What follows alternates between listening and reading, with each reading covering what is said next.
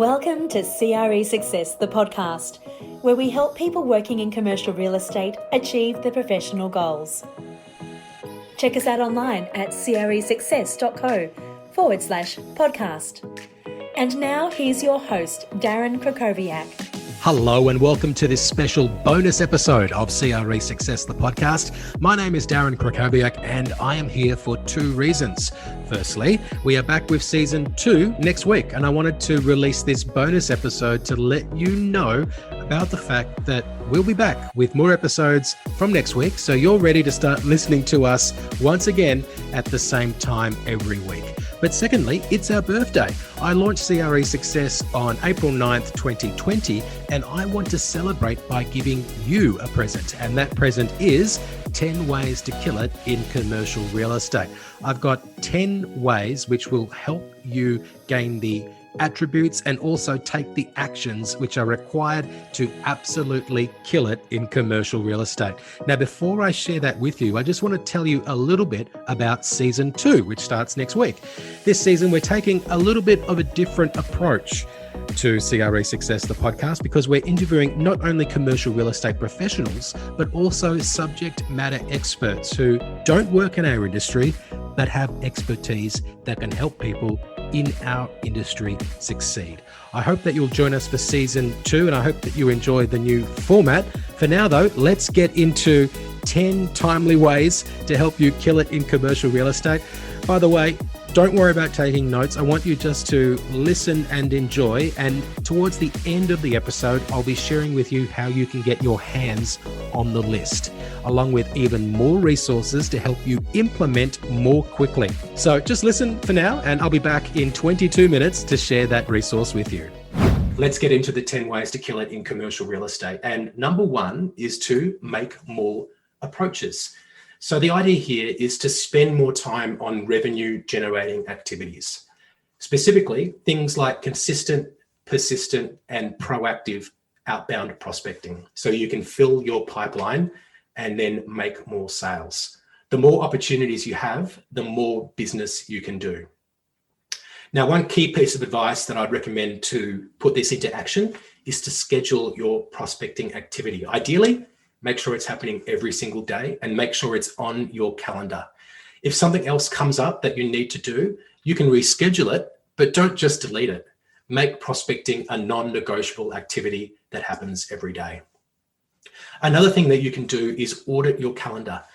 Are you spending more time on other less important activities? We've all got competing demands on our time, but if revenue generating activities are what's most important for you to achieve the results that you're looking for, you can look at your calendar and then reprioritize if you're spending too much time on other activities that are taking you away from revenue generating activities. So number 1, make more approaches, do more prospecting.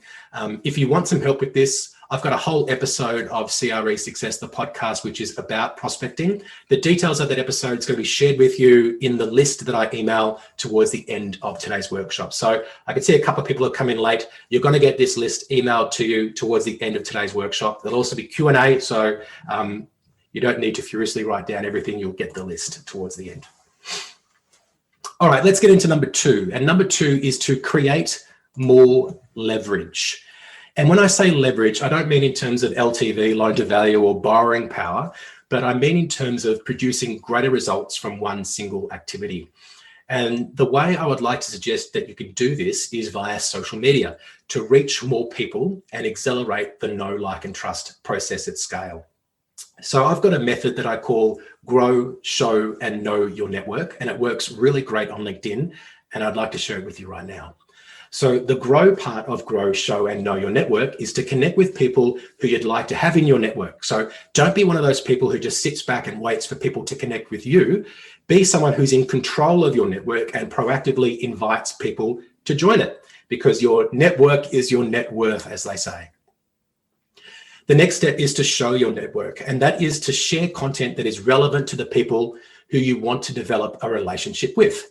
So one tip on sharing content: the best posts enter a conversation that is already going on in someone's mind. So what is it that people in your network, in your marketplace, in your industry, in your niche are already thinking about? If you know what that is, then talk about that. And one more tip about the content that you share to show your network. Content is not just posts, right? So don't think that you need to spend 30 minutes, an hour creating this perfect post. You can definitely make content by commenting on other people's posts, because when you comment on other people's posts, that's a piece of content. And it's a far less labor intensive way than, creating new content yourself. If that's, it's one way to get in the game, if you like. So grow, show. The third part is to know. And know is just starting up direct conversations with people, whether that's via direct message or initiating a conversation with someone off LinkedIn. And, the real point of being on LinkedIn is to get people off it and into the real world and into your pipeline. And I think the great thing about starting these conversations directly with people is that you've already kind of warmed them up through the grow and the show part. So it will make the know, like, and trust process move more quickly because of all that leveraged work you've done to get in front of them before. It's not one-to-one, it's one-to-many. Another advantage of this is when you call someone who's already connected to you on LinkedIn, it's not a cold call, it's a warm call because you've already broken the ice. And I know that I'm much more likely to make a call that's warm than a call that's cold. So this strategy can also encourage you to do number one, which was to make more approaches. Let's get into number 3 on the list, and it is to share your outlook. And I don't mean to share your email, but I mean to have an opinion on things that matter.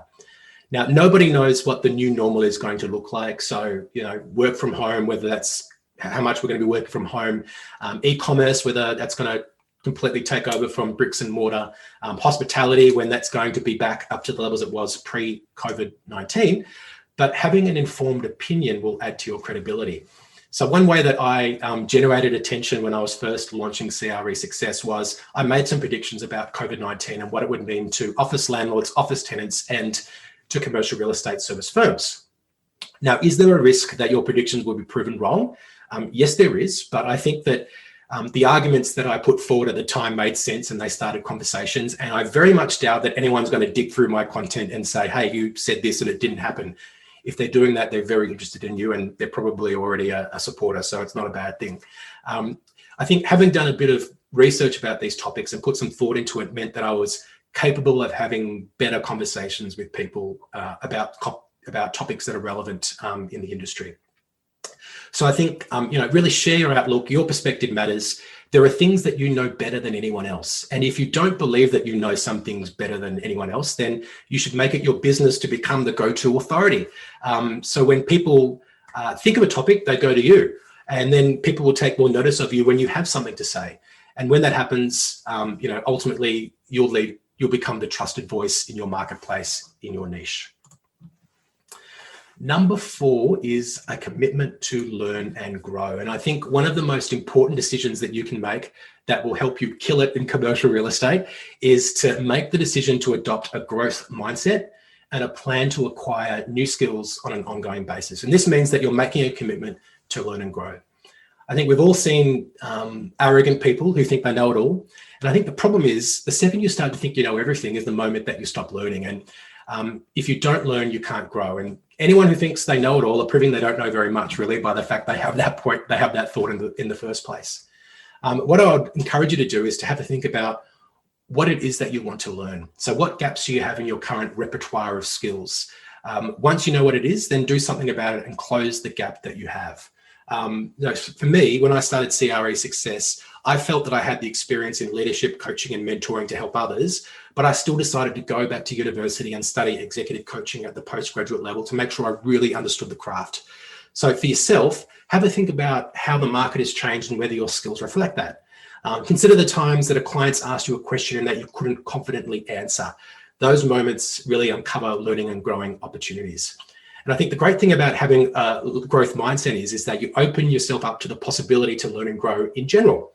And that means that you'll be better able to spot learning and growing opportunities when they arise, including ones which may be a bit of a blind spot.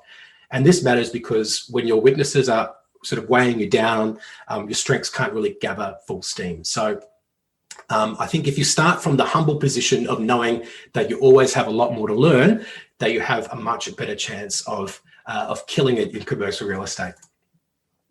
Let's move on to number 5. And number 5 is one of my favorites. It's be magnanimous. What a great word, magnanimous. And I don't know about you, but I feel like manners and politeness standards have slipped over recent years. When you're magnanimous, you set a really high standard of decorum. You're the person who maintains their cool when everyone else loses it. Now, I heard about magnanimity from a person who was more senior than me in the market back in Korea in 2015. So this is when I was appointed as country head of CBRE. It was a big jump up. I went from managing a team of 22 people to over 300 people. And, I at least had the humility to know I still had more to learn about leadership at the time. And I had the self-awareness to know that I should go and seek out advice from people who are more experienced in leadership than I did. And, a side tip is ask people for help. People sometimes will help you. One of the best pieces of advice that I got at the time was about the importance of being magnanimous, and that is to be generous or forgiving, especially towards a rival or towards someone who is less powerful than you. So there are often opportunities to be magnanimous. They come up all the time. When I notice someone is being unreasonably rude or acting in a way which lacks self-awareness, or even if they're deliberately trying to poke me and engage in an argument with me, what I try to think is, what would this interaction look like to an impartial observer?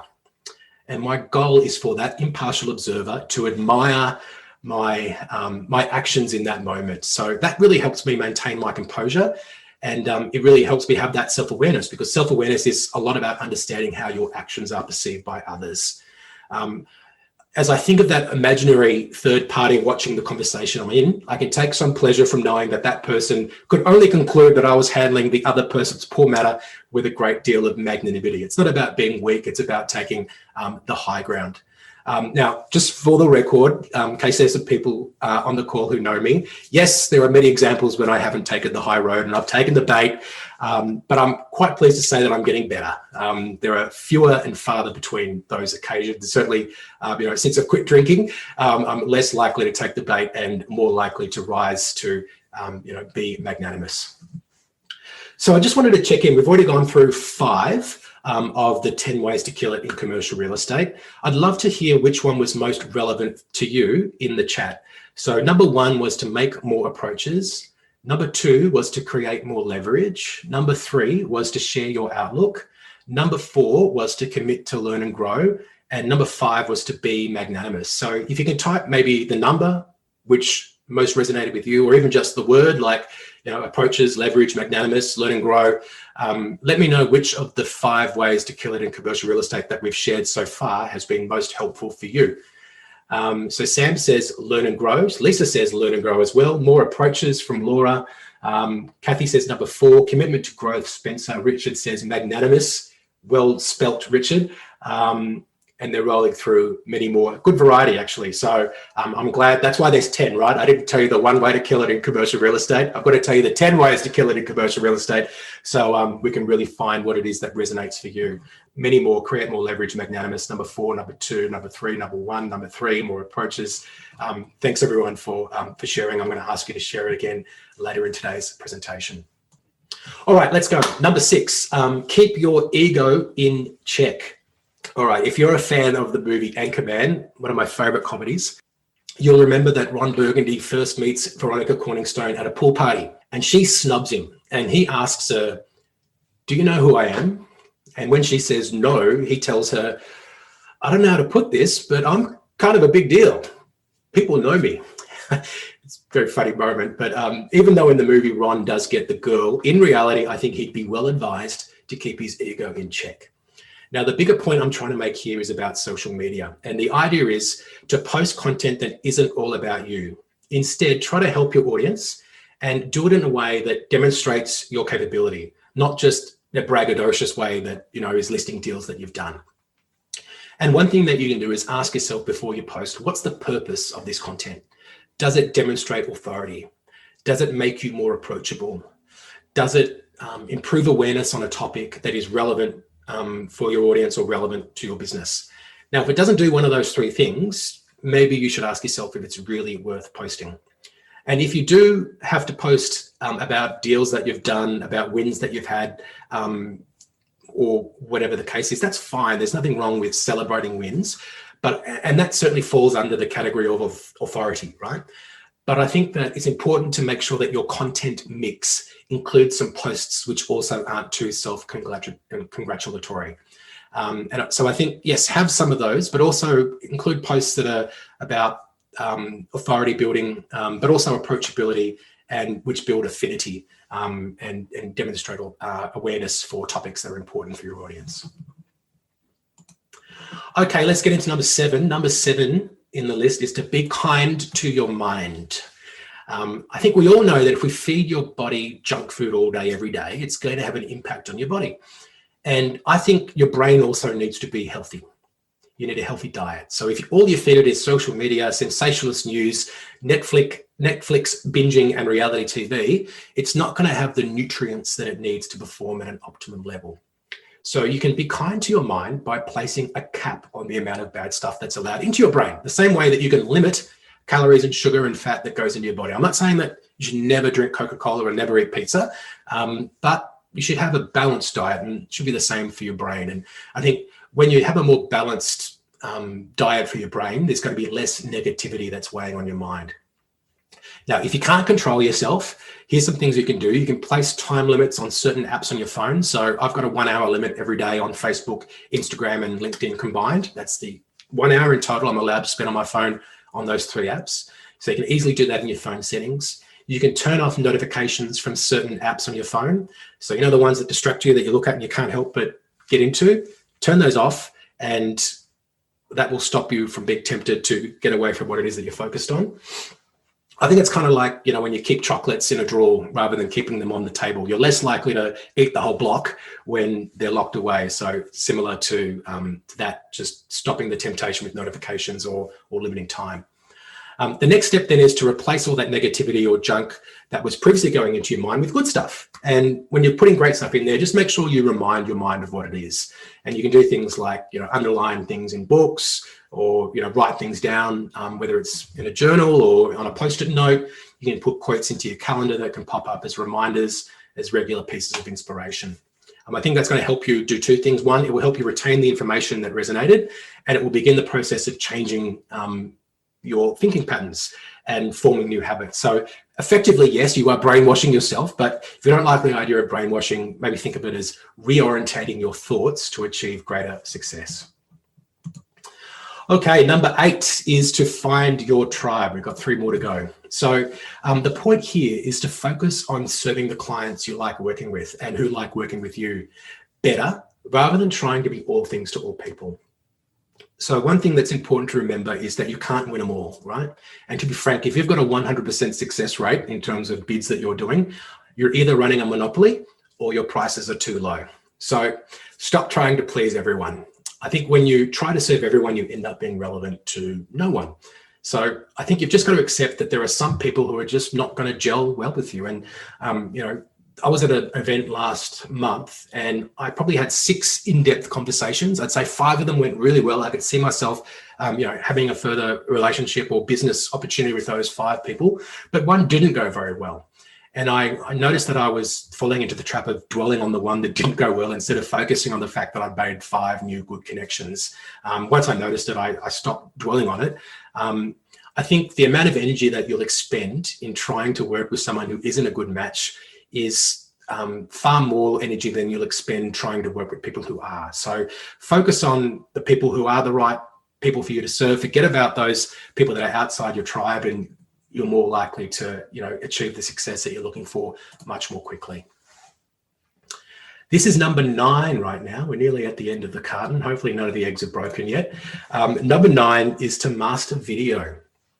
So this is one which you probably already think you know how to do, right?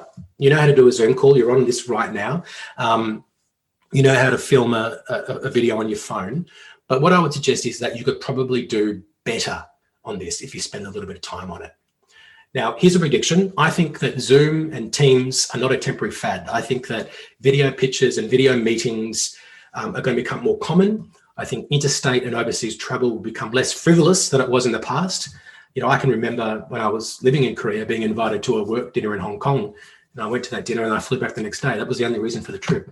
I don't think that kind of travel is going to be as common in the future, at least for the short to medium term. So therefore, I think it's in your interests to take some time to master the medium of video. And one way to do this is to watch yourself back on Zoom. So how do you come across on video? Is the video positioned correctly? How's the lighting? Is the audio clear? Are you repeating certain words a lot? Or do you have any mannerisms which you didn't realize, which are really quite distracting to watch on the call? Now, if you do a lot of video calls and you can potentially make a lot of money from video calls, then I would recommend investing in a setup. So it might cost you a few $100s, but get a decent webcam, get a microphone, get some soft lighting that works at nighttime. I think if you do that, you're going to really stand out amongst your competitors who haven't bothered to set it up. And it can really make you just come across as more professional, and people will be focused on what you're saying, not focused on the fact that there's poor lighting, poor audio, or that, the position of the camera isn't right. Number 10, we're nearly at the end. Number 10 is to set ambitious goals. So this one might seem a little bit cliche, but I do think it's true.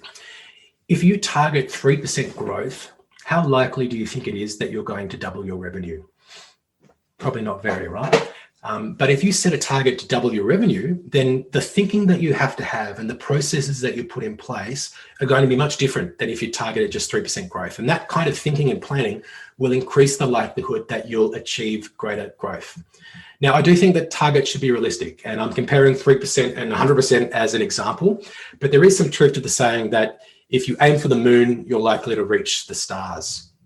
So one other thing on ambitious goals is 2021's already started. We're nearly 2 months into the year, but it's never too late to set a specific stretch goal target or to review existing goals or targets that you've set. So if your goals are looking like they're going to be easily met, if you underestimated the ability of yourself to do something, then it's worth, rather than being content in the knowledge that you're going to reach that goal and risk complacency setting in, maybe you should say, well, what's a better new ambitious target that I can set based on what I know now, which better reflects what is a possibility for this year. Now, if you've already set really big goals, firstly, well done. And secondly, I would suggest that you go back and ask yourself this: what kind of person will you need to be in order to achieve those goals? Going back to the example of 3% versus 100% growth, not only will you need to do things differently under each plan, but you may actually need to become a different type of person in order to hit a 100% target than you would to hit a 3% target. So here we go. That is the top 10 ways to kill it in commercial real estate. There's the 10 items on screen. I'm going to send you this list in about 25 minutes. Automated email will come through with the list. I'd love to hear which one that you would like to, that most resonated with you. Was it make more approaches? Number 1. Was it 2, create more leverage? 3, share your outlook? 4, commit to learn and grow? 5, be magnanimous? 6, keep your ego in check? 7, be kind to your mind? 8, find your tribe? 9, master video? Or 10, set ambitious goals? If you can type into the chat for me, which of the top 10 ways to kill it in commercial real estate was the most helpful to you? Number 8, find your tribe. Number 8. Number 10, set ambitious goals. 2, create more leverage. 5 and 10. 2 from Matt, thank you. 1, set ambitious goals. 8 and 10. 8, 4, commit to learn and grow. 2, create more leverage. 4, 5, 9. A lot of different differences. 3, again, that's why we've got 10. So, to help people in the way that they need help. 1 and 2 says Yankos. 3, they're still coming through. 1, I did get a question that was sent directly to me from Jufiandi. Hi Darren, sorry, direct message. Are you saying that we shall become a YouTuber? No, that's not necessarily what I'm saying. What I'm saying is that I think it's just worth being good at the art of video calls. Now, if you want to get good at social media, then getting good at creating content, video is a great way to do that. But as a minimum, I would say just get better at Zoom calls, because if we're going to be communicating on Zoom a lot more in the future, which I think we are, then being a little bit more intentional about how you appear on Zoom calls and the setup that you have can set you apart from the competition. And there you have it, 10 ways to kill it in commercial real estate, as presented in a workshop I held in February 2021. Now, if you'd like to get your hands on the 10 ways to kill it in commercial real estate, along with some steps to help you implement, well, just go to our podcast website, cresuccess.co/podcast, and just under the picture of me looking into the distance, you will see a form to fill in. It says 10 ways to kill it in CRE. Just fill in that form and hit the button, and you will get the 10 ways in your inbox right away. And as I said, it does include additional resources to help you implement. And don't worry, we'll never share your details with anyone, so it's perfectly safe. Head on to cresuccess.co/podcast and start implementing the actions and the attributes needed to succeed in commercial real estate. Of course, the other thing that you should be doing is making sure you're subscribed to CRE Success, the podcast. Hit that button in your podcast feed so you're notified when season 2 hits. This is a bonus episode for season 2, but episode 1 of season 2 is going to be released next week.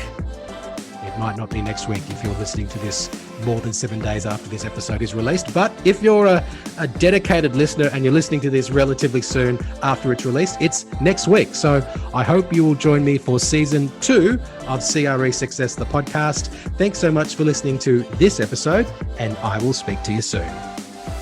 Thanks for listening to CRE Success, the podcast. If you enjoyed this episode, make sure you subscribe to us on your favourite podcast platform and be sure to leave us a 5-star review. For more information about the show, just check the show notes on your podcast app or visit us online at cresuccess.co.